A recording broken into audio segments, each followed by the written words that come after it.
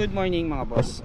For today's video, dito tayo ngayon sa Barangay Tanyag Health Center. Bali, bukas kasi merong follow up, check up yung baby ko. Saka meron din siyang schedule for vaccine. Kasi nga, ano na siya, mag 9 months or going to 10 months. Kaya kailangan ng schedule. Pag magpapa-schedule, dadalhin lang to yung card niya para kinabukasan, naka-schedule na siya. Ayan. Sobrang ganda rito sa Barangay Tanyag or sa Taguig City kasi lahat ng mga libre maaabil nyo rito. Kaya all in na rito, mapa school, school supplies, yung pag-aaral, tapos sa mga health center, napaka ano nila, asikaso nila. Hanggang sa gamot, free. Kaya ito, may papakita ko sa inyo. Meron din pala dito sa Barangay Tanyag na pwede nyong ma-avail na kagaya ko, mahilig ako sa basketball.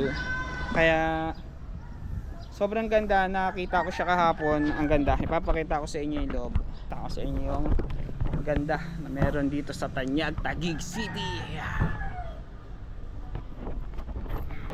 Sa health center lang po, may schedule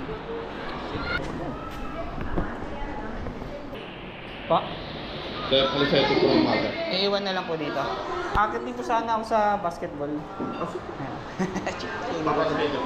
Sana po. Salamat.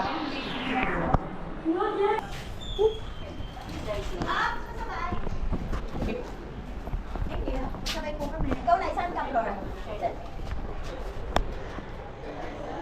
Alright, so malapit na tayo. Last floor na yung basketball court kasi hanggang fifth floor po yung center dito sa amin sa barangay.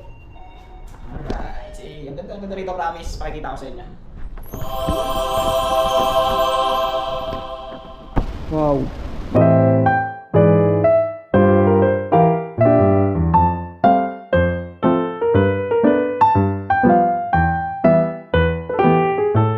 Victor Dennis. Ito lang po sa 8. Naka, diba? Hanggang may aircon din siya. Tapos standard yung white lang, diba? Ganda. Ito lang ako. Whoop! Ganda, tabla. Ganda.